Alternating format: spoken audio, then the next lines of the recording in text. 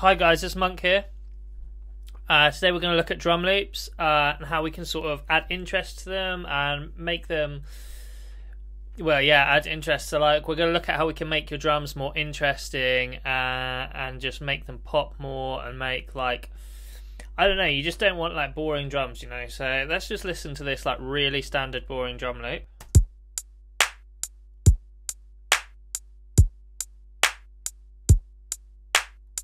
And I'm going to show you some various things and techniques I can do to make that more interesting and give you more to work with in your composition. Also, like when you start arranging and things, it's nice to have lots of elements that you can bring in and drop out to create variation over time throughout your track.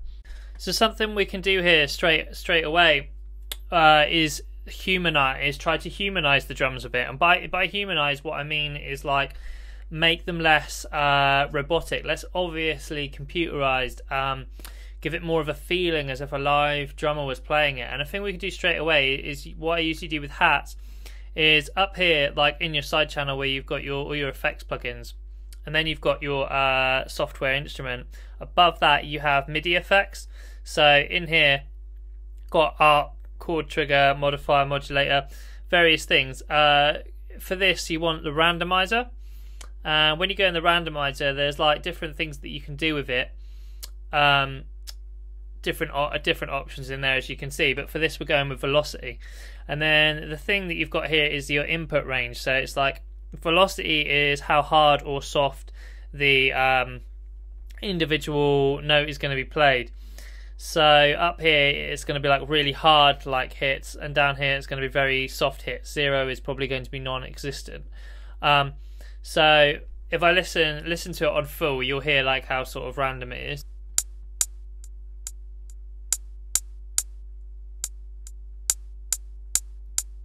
So that's a bit too much because like some of the notes aren't coming through at all, and then some of them are a bit too harsh. So usually on my input range, I'll dial the maximum back to between 50 and 60, and I bring it up from 0 maybe to around 20. So we listen to it now, it'll be a lot more subtle.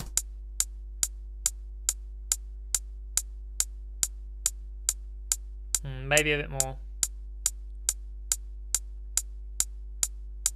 So it's a lot more subtle now, but you get what I'm saying. It's just adding just a little bit more humanization to it. And then another thing we can do is actually here in our MIDI roll, move it just like slightly off time. So if we move it slightly behind, or it's in front on the MIDI roll, but you know what I mean, it's behind where it's supposed to be in terms of the time. So just like a tiny bit off like that.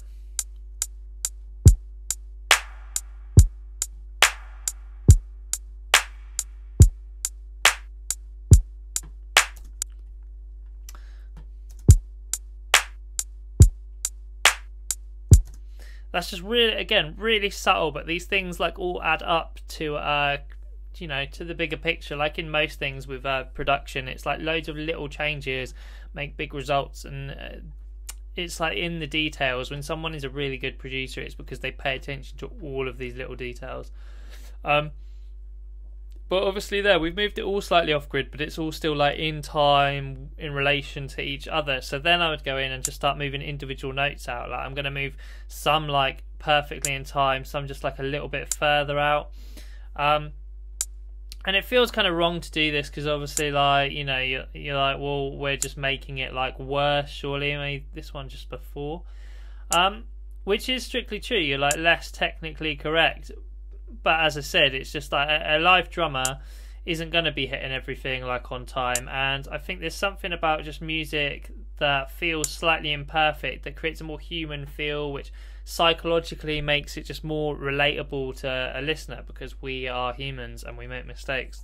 So let's just listen to how it is now.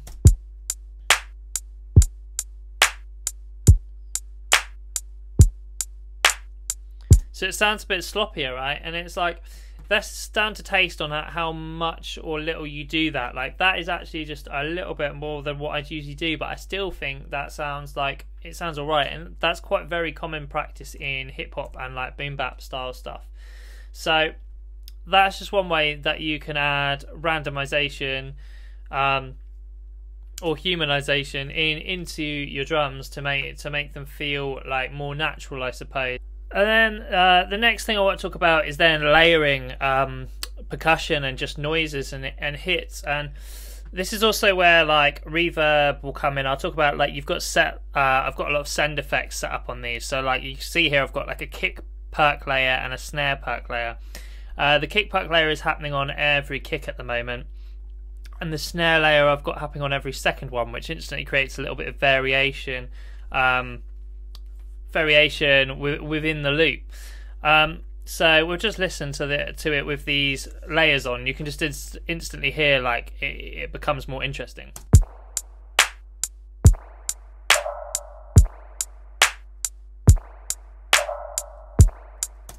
So what's going on there is they're just like little random perks. I'll show you this one. Just little samples that just got some interest, and I've usually got like a lot of reverb on them.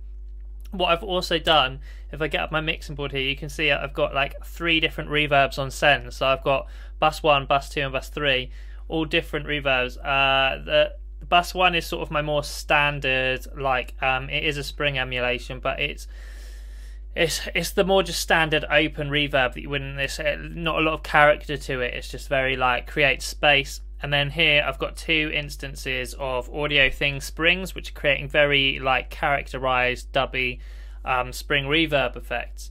And when I've got my different perk layers, I like to send them different amounts to different reverbs to add more variation. And you can muck around with this. Like you could add more layers than this. Like obviously we've got a perk on it every second snare at the moment. We could copy this over and we could move these so they're on the first as well. Maybe try a different perk noise, just like a little shaker sample got in there, and we're going to just switch over the different sends here.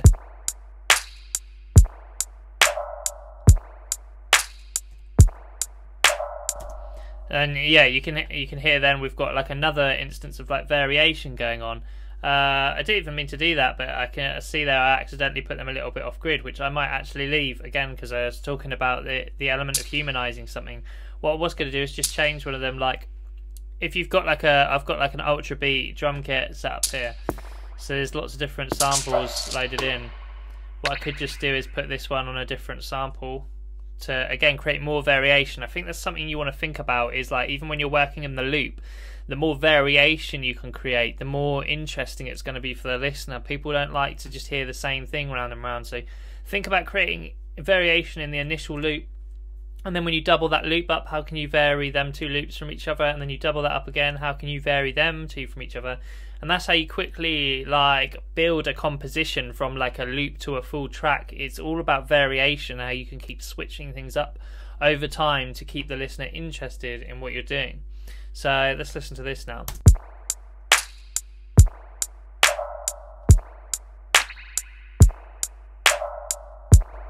So we've got lots of different interesting like percussion bits in there now. And then I also got here my reverb hats. So you obviously got the main hats going here, and then over here I've got this thing called reverb hats I've got going on. So that's happening on every second one of the main hats if I play them together. And you can see that on this one I've got the sort of high ends EQ'd out there, but this one is like predominantly the high end. So you can hear that they're sort of like working around each other. They're not like clashing frequency, but they work. So this has got a lot of reverb on it, and this is to create like a bigger space and atmosphere in the drums. If I play the whole loop with the hats in,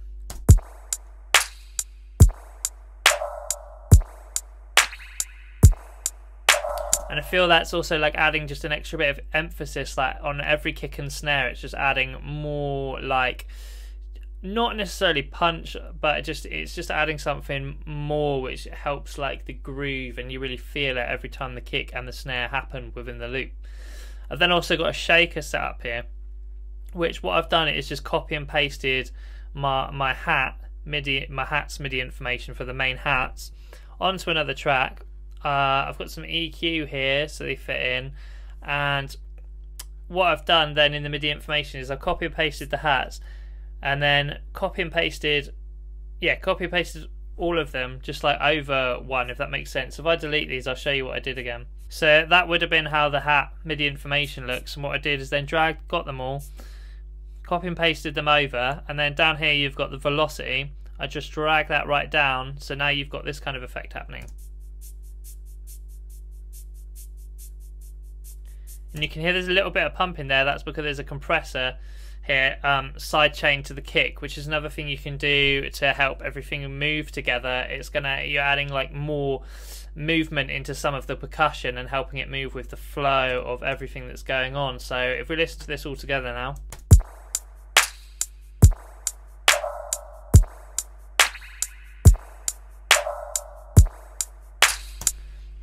And at this point, when we've got some stuff going on, I also want to then talk about the sort of stereo image, and like thinking about like the left and right speaker, and not everything needs to be in the middle, especially like these perk layers.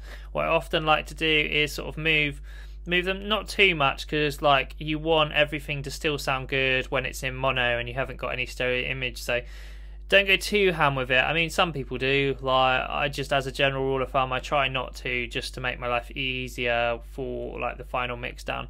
But if I pan like -10 on this one, +10, -10 again on that, maybe a little bit less, just more variation.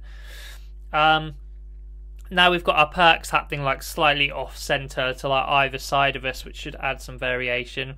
On my main hats, I might go ahead and put a pan man on, so then it will happen just straight in the middle. They're sort of like going sort of side to side. Maybe we could try I usually use a rhythm step actually, and let's just try this a minute. And again, I'm going to bring the whip so it's not like all the way left and right, because I don't want to have problems with the mix down in mono.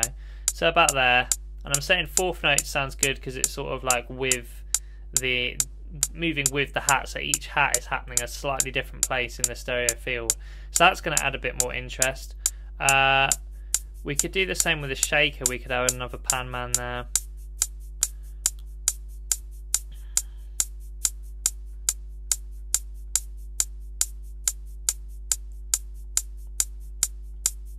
And I'm gonna, on the shaker, I'm gonna bring the smoothing up, because as the shaker is a much more, I suppose, sort of sounds more organic, like a moving thing, I'm going to actually have that sound like it's sort of more moving around naturally rather than just jumping for each hit.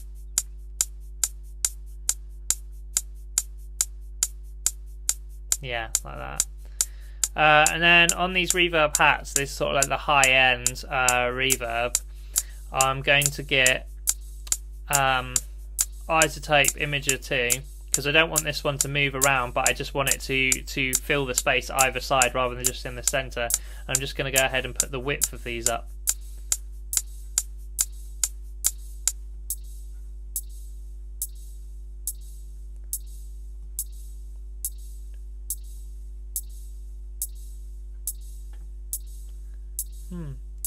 Weird, I can't actually hear that making too much difference, but they seem to be very, very central. I know what that is. Because most of the sound that you're hearing here is actually going to our reverbs. So in that case, actually, it could be cool, like on some of our reverbs, on the main one maybe, we'll put Imager on that instead, and let's hear that. So now our main reverb, there's more information coming from that in either side rather than just in the center of our stereo field. Okay, and then the next thing, now you've got sort of like, I would say that's about it for like MIDI information. I think that's like enough programmed in sort of individual samples for you to work with. And now what I'd also do is layer in some like, I suppose loops and stuff, but like stuff that I made. Like for example, I've got some white noise here, but this is more of like a composition thing. Like I always have these in every tune I make, but you might as well just put them in the drums straight away, because now you can sort of something to signal the beginning and the end of each loop round your drums.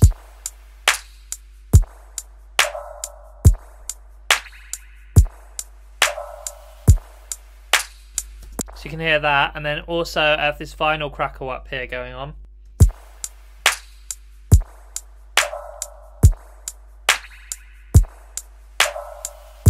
Which is very subtle, but it's just adding some texture in that high end, like, which I find is nice for sort of filling the space and making it not feel too clinical and too empty. Again, I suppose it's sort of like humanizing, but it's not. It's just like, you don't want stuff to sound too perfect. I mean, some people do. It's like a style choice, but like I found that I have a lot more luck with getting stuff to sound like appealing to my ear by just having sort of noise and sort of tiny mistakes and things like that. Just, it's created stuff that you're not expecting. Like when you've got it too like on grid, it's like your brain knows exactly what's going on very quickly, and it becomes easy to predict, and then because of that becomes easy to get bored.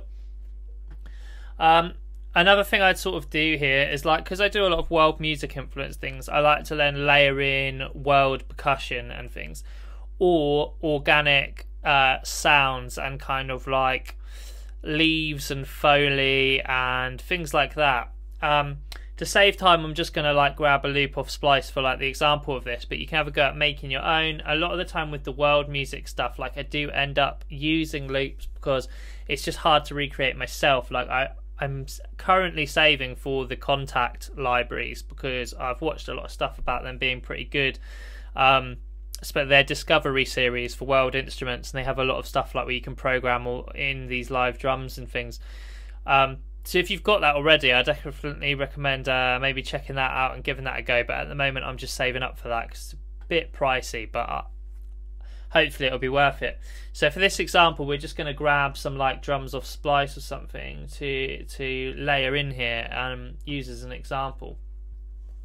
Where tabla is, like, if you don't know, is like a very popular instrument in India. So first thing I'm going to do is hold down Alt at the end of it. So then rather than just cutting the end of the loop, I'm now adjusting like the speed of it. So get it to fit in there, and now that has gone from being 120 to my host tempo of 140. I'm just going to put a gain plugin on there. Bring it down a bit, otherwise it'd be really loud in comparison to the rest of my drums.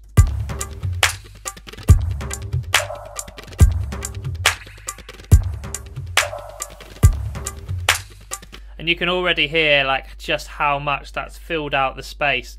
Because I'm a bit OCD about the colours and stuff, like I'll straight away put that into a green. I like to use like a slightly different shades of green to just help me remember sort of which parts of the drums I am on. And I EQ a little bit at the lower end.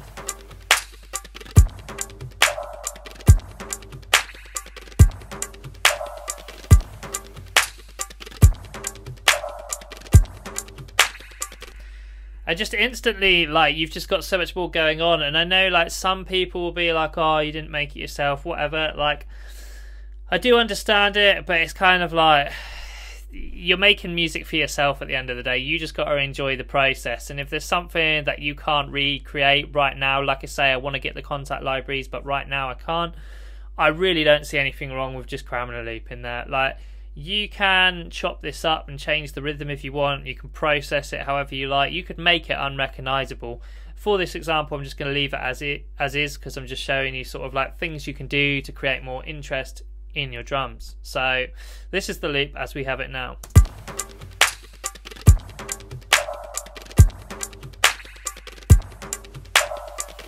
When I have the loop in, I often like to do a bit of sidechain compression, so I'm just going to use the Fab filter for that. I'm going to sidechain it to the kick, and we need to make sure with Fab filter we got the sidechain into it set to external here. All right.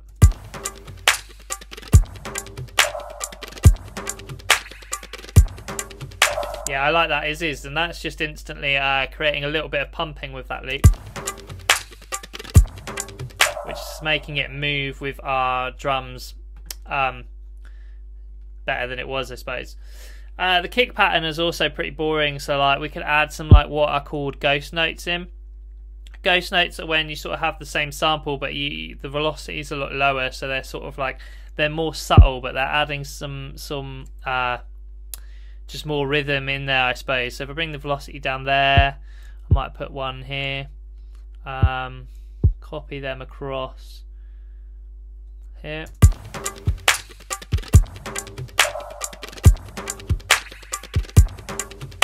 Yeah, I like that. So yeah, that's ghost notes, and that's used in melodic content as well a lot. But I find it's really good for the kicks, and also yeah, having the variation in the velocity of the note is another thing that can help you with the humanization of it and getting it to sound sort of more natural. And the last and final point about adding interest to drums is going to be like drum fills. So that we're sort of moving a little bit into the territory of arrangement and composition now, but we're going to copy our loop over. So now we've got like the point where the loop ends and how we're going to move from one loop to the next.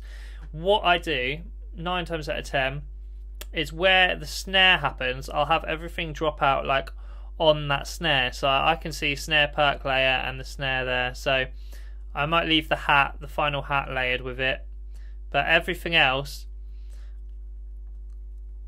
I'm gonna bring in. You got a reverb hat there. Yeah, I'm gonna leave everything that's happening like on that note. I'm gonna leave with it, so it can sort of move that way. And then the noise where it comes up here, I'm actually going to move that back so the noise sort of like comes up and that snare sort of cuts the noise off, and then you can see that the noise will then come down again on the kick when it comes back in. So let's just listen to how that is.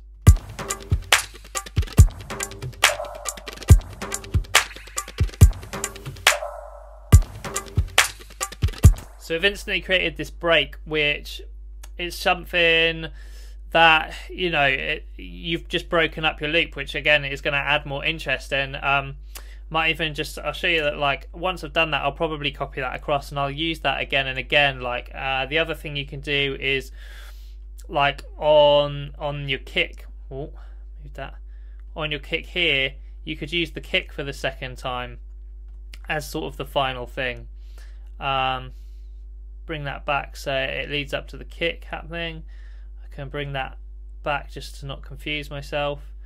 Yeah, and now we've created like a big break. What I could also do is copy and paste that, so like on that kick the noise comes down again and then leads back up to the beat coming in. So if we listen to that whole thing through,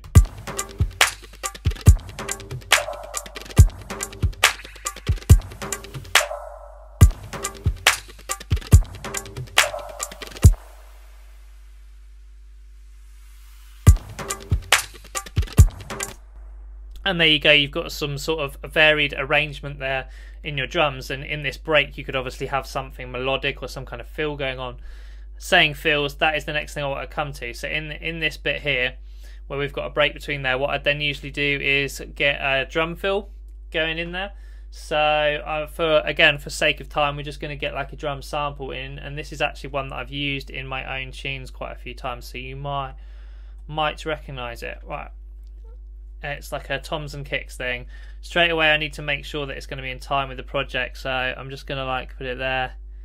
Yeah, perfect, that's 140. Bring the gain down so it doesn't deafen us. So this is a drum fill of toms and kicks. I'm just going to put it here, and what's going to happen is we'll just listen to it as it is and see what's situation. Okay, so I'm going to take out that kick a bit. So we want the sample to sort of start like on this snare that we're using as the beginning of our break, and I don't like the kick like the end of the sample when the beat comes back in, so I'm going to cut that so it's just filling the space between. I'm just going to EQ it to fit a bit better. Some of the more low end than that.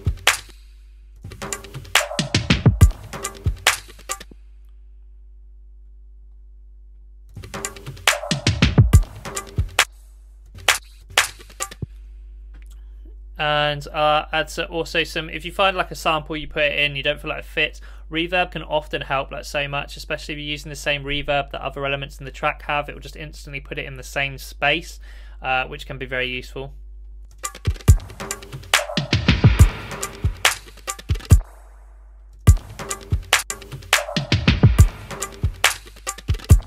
So I'm not actually that happy with that as an example. I probably wouldn't keep that in there. But you get what I'm saying anyway. Like, that's just a sample choice thing. You will find a drum fill that would fit that section better. A lot of the time it's like the rhythm that you've got going in your drums already. You want a fill that complements that rhythm rather than feeling rigid. With that one, I feel it was the wrong sample, but hopefully that still gave you guys like an idea of like putting fills into these little sections. So that's all I've got to say today about drums, and just some like tips in there to you know, get your drums a bit more interesting and create more variation to them. And hopefully you found that interesting, and if you did, please drop a like and subscribe and all of that stuff. If there's any other tips you have for related to this that I haven't covered that I might not know, please leave them in the comments, because as I always say, like, I'm learning as well, so it's great if we can all help each other, you know. So